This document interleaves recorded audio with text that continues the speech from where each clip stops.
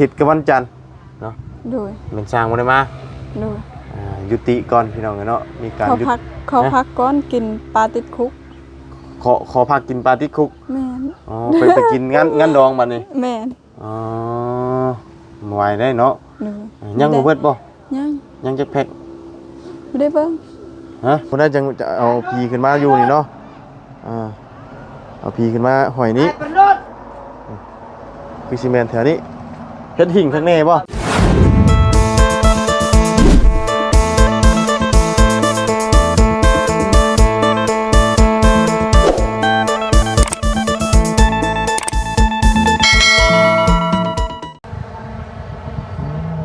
พี่น้องเนาะเอาหลังจากขึ้นเทือนขึ้นซานน้องไส้เพิ่นแล้วพี่น้องเนาะนี่ก็แวะเวียนมาอัปเดตเบิ่งก่อนพี่น้องเอ้ยทางเทือนน้องน้ำเพิ่นพี่น้องเอ้ยโอ้เนาะเป็นจังไดเด้เนาะคือว่าสร้างประเทศตึมตั้มอยู่พักเบรกกินข้าวแล้วพี่น้องเอ้ยเนาะถือว่าจวดจ้านอยู่เด้เนาะพี่น้องเอ้ยชุดนี้เนาะเพราะว่าตอนมื้อบุญมื้อว่าบุญเมื่อเริ่มปูแป้นได้ครึ่งนึงเนาะมาวันนี้ใส่โครงหางเส้นเนาะได้ห้องนึงแล้วเนาะยังเหลือแต่ห้องตัวห้องนอนซื่อๆเนาะแล้วก็หลังคาพี่น้องเอ้ยข้างหน้านี่แล้วนอนตอนนั้นก็กำลังเริ่มใส่แผ่นนึงพี่น้องเอ้ยโอ้ถือว่าจวดจ้านอยู่เด้นี่เนาะเอาบ่เกินอีกอาทิตย์นี้อาทิตย์หน้าก็ยันไข่ไก่คันอีกแล้วนี่เนาะพี่น้องเอ้ยมื้อเช้านี่ไก่คันบาทเดียวนึงตื่นเลยพี่น้องเนาะขึ้นเฮือนจานน้องไส้เนาะถือว่าเสร็จสิ้นสมบูรณ์เนาะเอาก่อนอื่นกราบสบายดีและสวัสดีพี่น้องกันเบิดสุขุสุคนพี่น้องเนาะเอาเนาะเดินทางมาฮอดมาถึงคืนนี้กับพี่น้องไงเลิกเติบเนาะมากับมาเฮือนน้องไส้กับเพิ่นกะเกียมเนาะถือว่า1 ข้าว 1 น้ำมาตั้งแต่5 โมงแรงเพิ่นก็ได้ยันบ่ทวงบ่ทันเนาะเอาอันนี้ก็จักหน่อยก็จ้อจั่นฮอดวันที่ขึ้นเฮือนขึ้นชาติได้นี่บ่ได้หึงได้นี่พี่น้องเนาะค่าเดียวแต่คำว่าได้ขึ้นนะมันบ่หึงนะพี่น้องเนาะคำว่าสร้างเป็นเฮ็ดคู่มือเนาะถือว่าจดจ้าดอยู่เนาะเอ้าพี่น้องเอ้ยไปเบิ่งไปชมกันเป็นจังไดเนาะสร้างเพิ่นไปเฮ็ดฮอดขั้นตอนใดเลยเนาะเบิ่งแล้วมื้อนี้คือสิแม่นขึ้นหลังคาก่อนเบิ่งนี่เนาะเพราะว่าเห็นขึ้นแผ่นนึงเลยเด้พี่น้องเอ้ยไปพี่น้องไปอัปเดตเบิ่งกันเป็นจังไดโอ้ข้องกระปอมบ่ทางนั้นเนาะโอ้ยังน้อยนี่มักขนาดเลยพี่น้องเลยเนาะข้องกระปอมโตใส่หลังคาแล้วดังบักใหญ่อึ้งตึงอยู่เนาะแน่นหนาคักกะนี้อันนี้พี่น้องเลยโอ้หลังคาสีน้ำเงินเดิมบับเนาะน้องเลยกินข้าวบ่โอ้เนาะได้ยังได้กินทั้งน่ะโอ้ใหม่สลากเรือมมะเนาะลาบปลาบ่โอ้เอากินลาบปลาลาบหมูใส่หมูเนาะของแซ่บทั้งนั้นเลยเอากินเนาะให้ทางหน้าหมูกินบ่ทางหน้าอิ่มนะโอ้อิ่มตั้งแต่เพื่อนต้องใช้กินบ่สบายดีเด้อทางนี้เนาะโอ้กินข้าวเนาะเอากินทางนี้ได้เนาะพักเที่ยงกินข้าวทางนี้อิ่มตั้งแต่เช้าโอ้บ่อยากเลยเนาะมาช่วงจังหวะเพิ่นกินข้าวพอดีกินข้าวอิ่มแล้วก็นอนตีพุ่งก่อนได้เนาะช่างเนาะบ่ได้เนาะกินข้าวอิ่มแล้วขึ้นหลังคาบ่ได้เนาะไม่ฮักเด้เนาะตัวใครๆนะเนาะมา3 คนบ่มื้อนี้เรามาตอนแรงบ่ตอนบ่ายโมงเข้ามาโดยมื้อนี้คือสิแม่นเฮ็ดขั้นตอนอันมุงก่อนนะมื้อนี้เนาะแล้วว่ามื้อนี้วางเบิ่งแล้วเบิ่งตัวจริงก่อนเนาะบ่พาเว้าเนาะเดี๋ยวชัวขี้โม้เนาะยันมุงก่อนเรื่องแดดนั่นบ่ยันอยู่ยันพ่นนั่นยันพ่นบัดนี้เปลี่ยนแล้วบัดนี้แต่เก่ายันแดดวันนี้ยันพ่นว้ายบ่สู้ได้อยู่ยันพ่นก็บ่มีบนอยู่ก็เจ้าของนั่นลงไปบนอีกเลยอยู่ตารางแป้นนี่ปูแล้วเรียบร้อยเลยเนาะย่างเมืองนั้นยังอยู่บ่พอเป็นบ่พอแทนครบแล้วโดย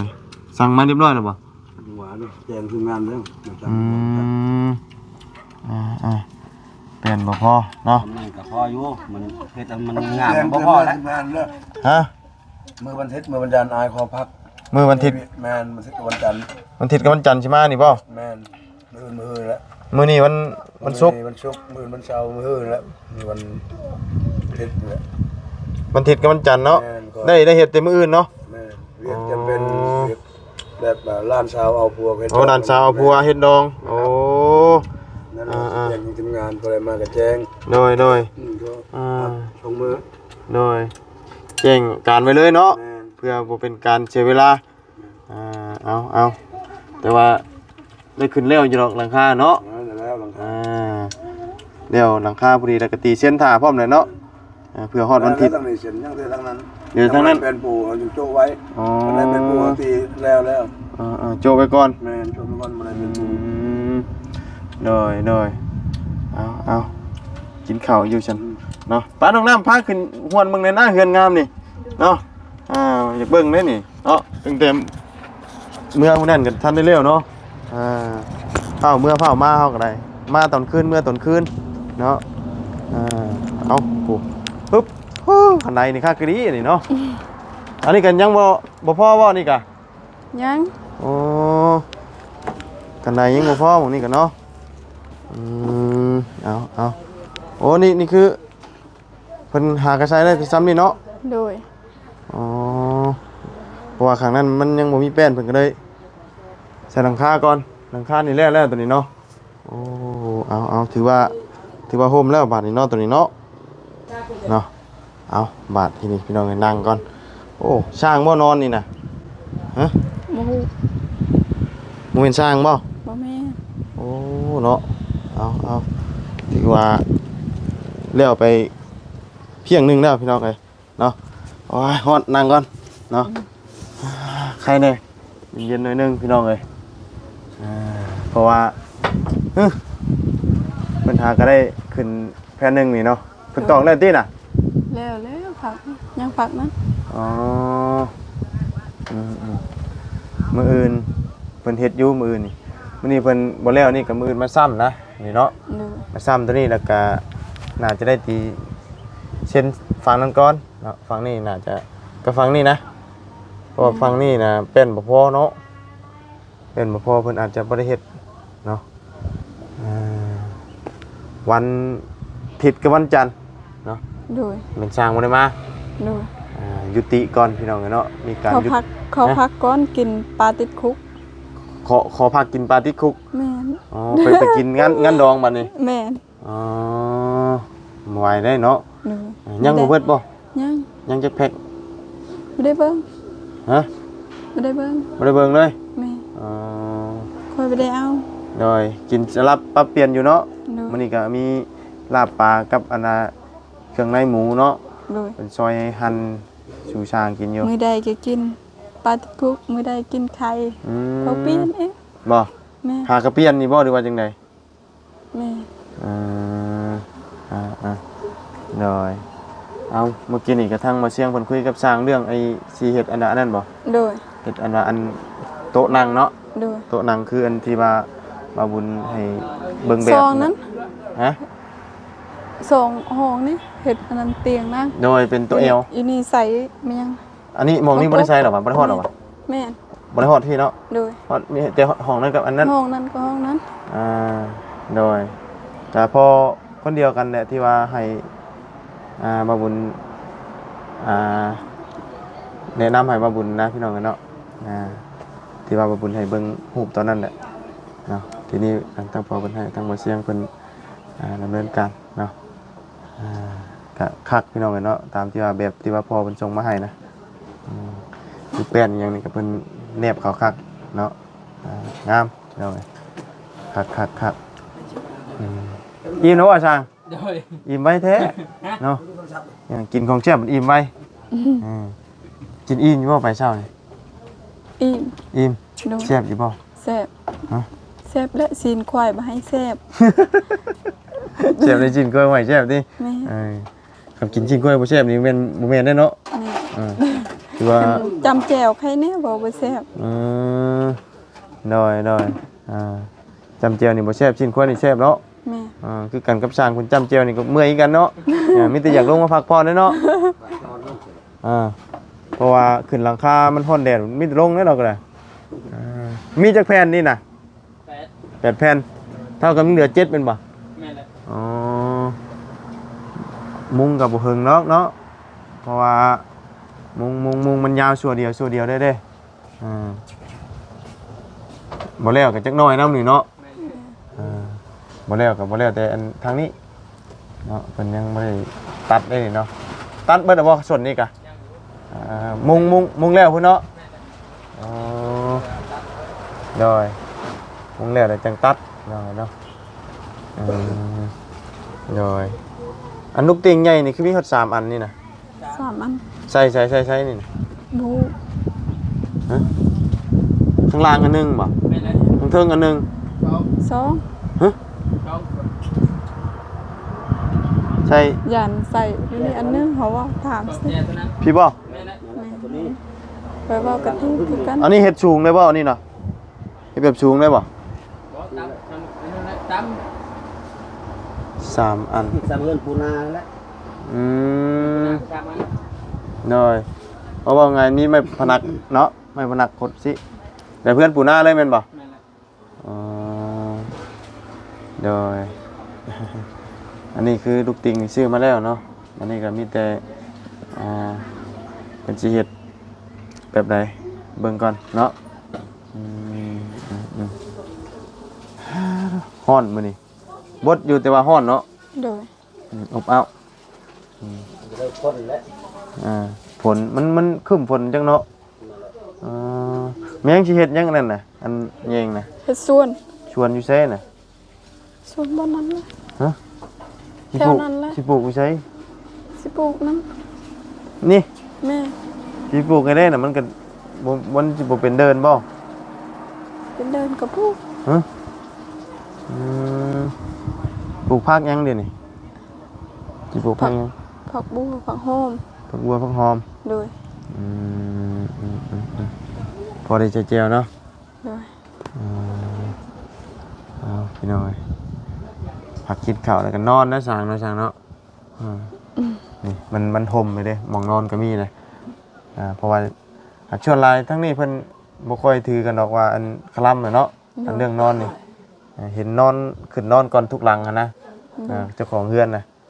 เนาะปกติอีดีนี่เจ้าของเฮือนนี่โอ้สมัยตะกี้มันคือว่าเนี่ยพี่น้องเนาะเพิ่นบ่ให้นอนอีดีนะแม้แต่สิพิงหลังนุ่งซื่อยังบ่ได้เดี๋ยวนี้เว้าง่ายก็คือว่าเนี่ยประเพณีมันก็จะเปลี่ยนแปลงหลายเนาะคนก็เปลี่ยนคนก็เปลี่ยนเนาะบ่ทันเฒ่าก็ตายเดี๋ยวนี้เนาะแต่เก่านี่โอ้เฒ่าได้จังตายพุ่นนะบ่ดีนี่บ่ได้ติเฒ่าที่แก่ได้เนาะเอายังนมมาแล้วก็เอาผัวเมียก็ตายบ่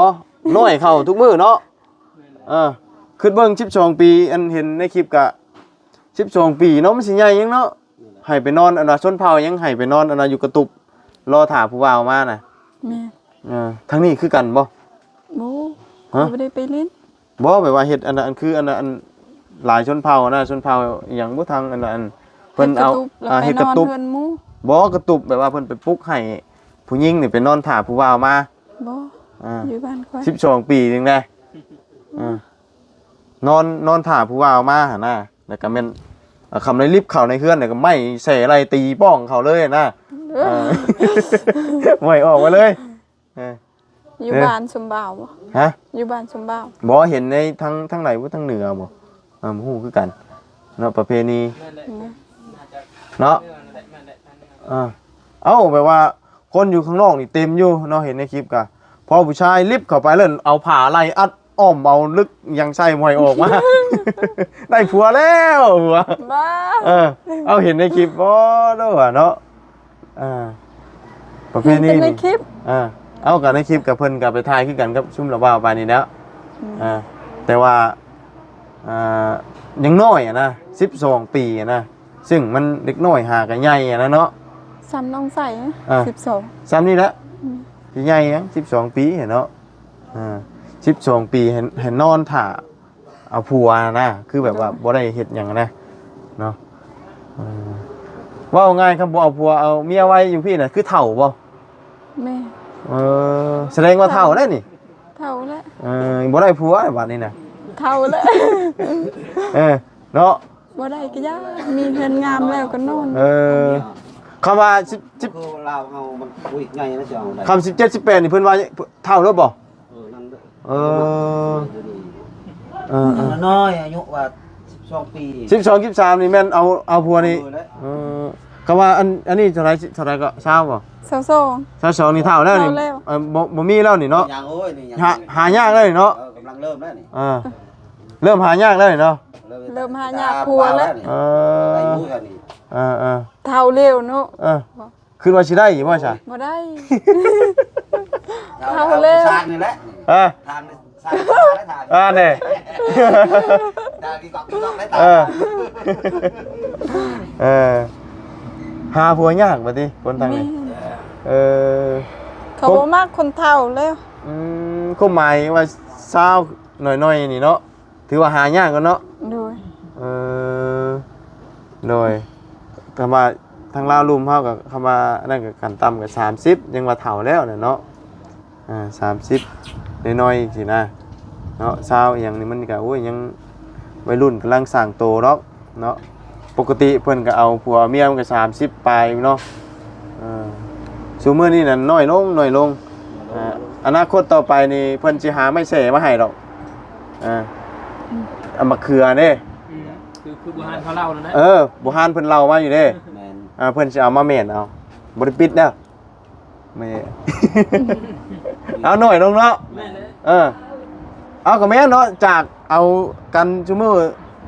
นี่บัด12 ปีมันให้เอาละบัดนี้มีลูกออกมาอีกยังน้อยไปอีกบัดนี้มากินข้างในมันมาข้างในเดี๋ยวยังน้อยอยู่ น้อยเขาบัดนี้บ่ได้ผัวแล้วนี่นะเฒ่าแล้วบ่ได้แล้วเนาะ นั่นไม่แย่นั่นเอาหมดนั่นจกได้แล้ว จกบ่ได้เนาะปิดบ่ได้แล้ว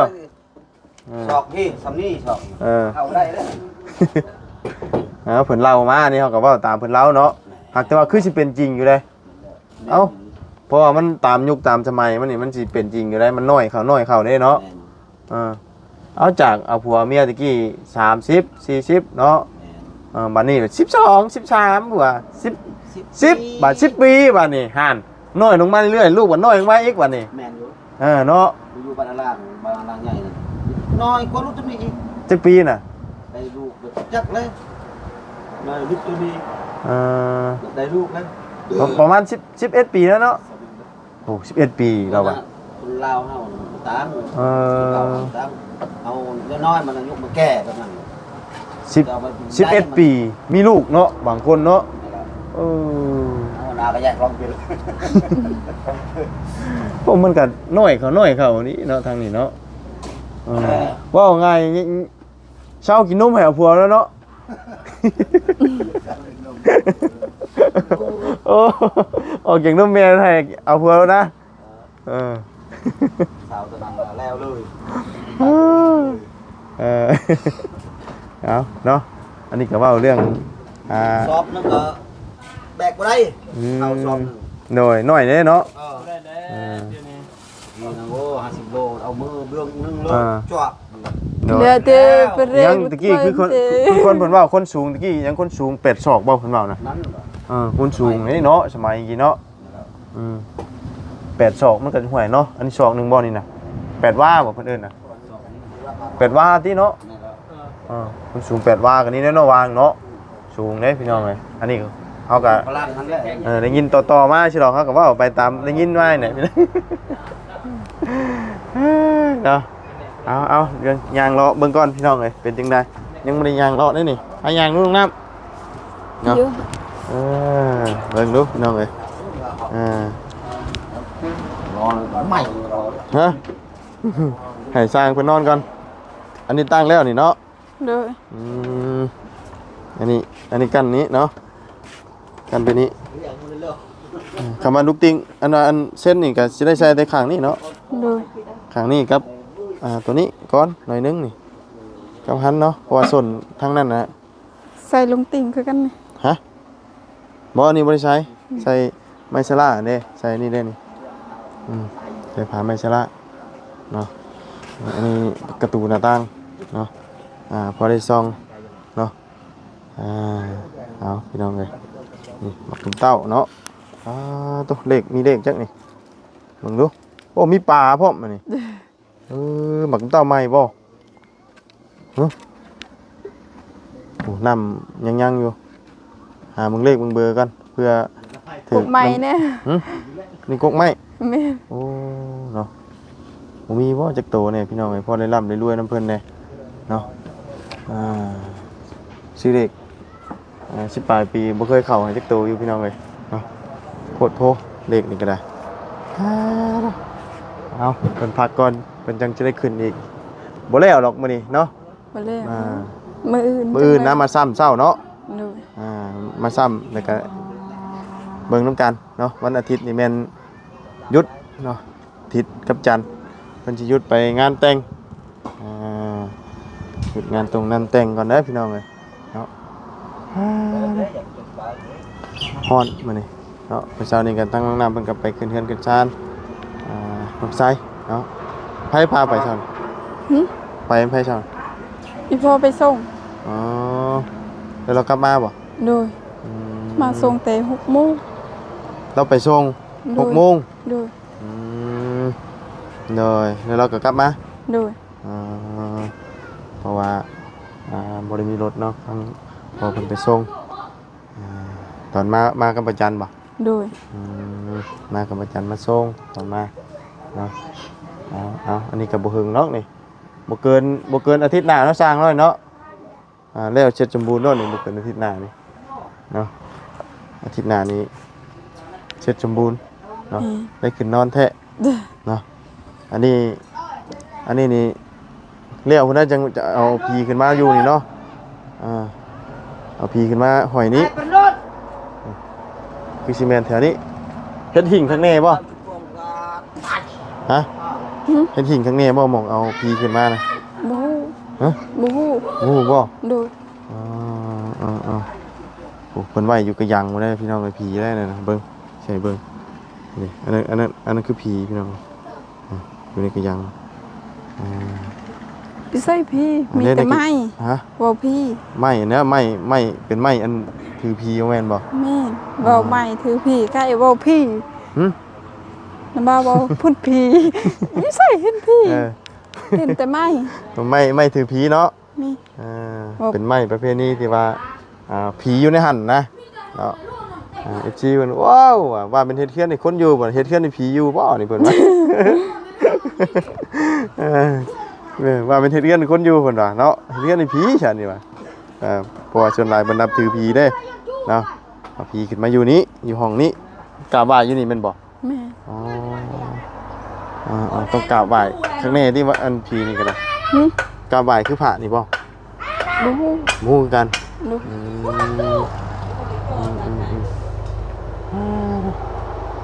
ฮ้อนพี่น้องเอ้ยเนาะคึมๆอยู่ฮ้อนบ่มีหยังเลยบัดนี้ช่างเพิ่นพักแล้วพี่น้องเอ้ยเนาะมีแต่ต่อให้เพิ่นดำเนินการต่อพุ่นแหละเนาะ ดู ไปซะเดี๋ยวไปหากินน้ำเย็นก่อนบาดนี้ฮ้อนนะข่อยเนาะฮ้อนนี่แล้วบ่ไหวเด้เอาให้เพิ่นไปหาพักผ่อนก่อนกินข้าวกินน้ำอิ่มเลยพี่น้องเอ้ยเนาะอิ่มแน่นตึกๆอยู่บ่ ดู ไปพักผ่อนเด้อฉันเด้อ ดู เนาะย่อยแล้วบ่ลาบควายน่ะ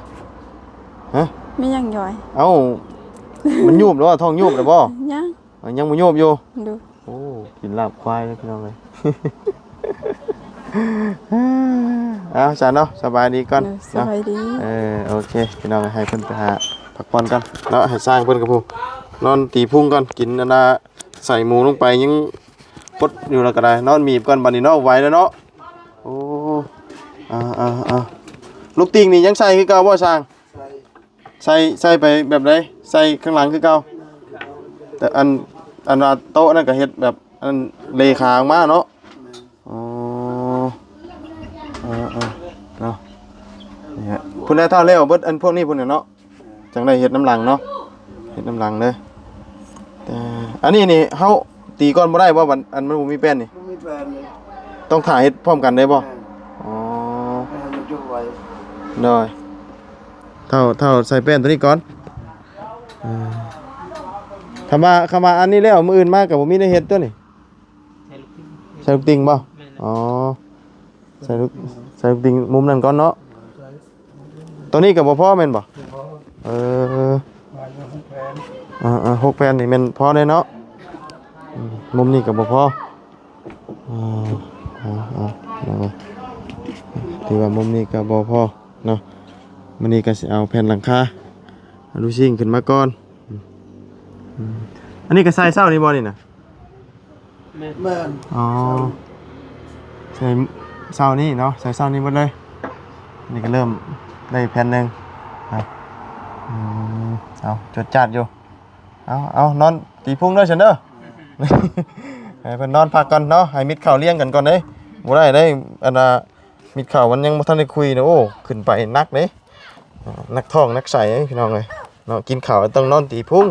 เนาะดูไปฉันเนาะจะไปงัดมันบ่โอ้เอาไปงัดเนาะนี่แหละไม้ชรงชนะก็มาครบหมดแล้วเนาะงามเลยพี่น้องเอ้ยสังกะสีถือว่าอุปกรณ์นี้พี่น้องเอ้ยเนาะต้องเหืออะไรใครย่อยบาทนี่พี่น้องเอ้ยไปซะพี่น้องเนาะสำหรับคลิปนี้ก็บ่าวบุญก็ขอจบไปเพียงส่ำนี้ก่อนเด้อเนาะก็ถือว่าอัปเดตเบิ่งหลังจากที่มาแต่บ้านเนาะมาก็ถือว่าจวดจ้าดเด้อพี่น้องเอ้ยเนาะข้าวเดียวพี่น้องเอ้ยแล้วเบิดเลยหลังคากับใส่เส้นแต่ว่าก็ยังบ่แล้วสมบูรณ์ปานใดแต่ว่าก็จวดอยู่พี่น้องเอ้ยเนาะไปซะพี่น้องพบเจอกันใหม่ขอบคุณไปพี่น้อง FC เด้อที่เข้าติดตามนะครับชมเนาะไปแล้วพี่น้องให้ฮ้อนหลายสบายดีเด้อพี่น้องเอ้ยเนาะ